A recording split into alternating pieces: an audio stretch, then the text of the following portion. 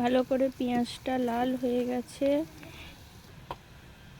এরপরে হলদি গুঁড়ো, লঙ্কা গুঁড়ো, আদা রসুন, জিরে ধনে, কাশ্মীরি লঙ্কার গুঁড়ো একসঙ্গে দিয়ে দেবো।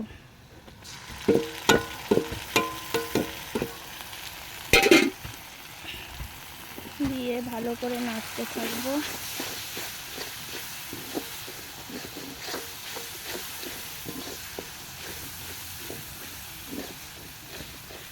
পরে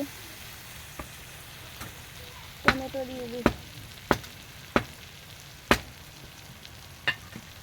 কাঁচা টমেটো দিয়ে দেবো। টমেটো দিয়ে ভালো করে মশলাটাকে কষিয়ে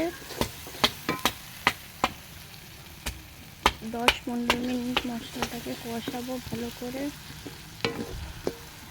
কষিয়ে তার মধ্যে চিকেন আর আলুটা দিয়ে দিতে হবে। তারপরে চিকেন আর আলুটাকে দিয়ে ভালোভাবে কষাতে হবে ওই 10-15 মিনিট। গরম মশলার গুঁড়ো দিয়ে দেবো। তারপরে জল দিয়ে ভালো করে নাড়িয়ে 10-15 মিনিট ফুটিয়ে নিলে হয়ে যাবে চিকেনের আলুর পাতলা ঝোল।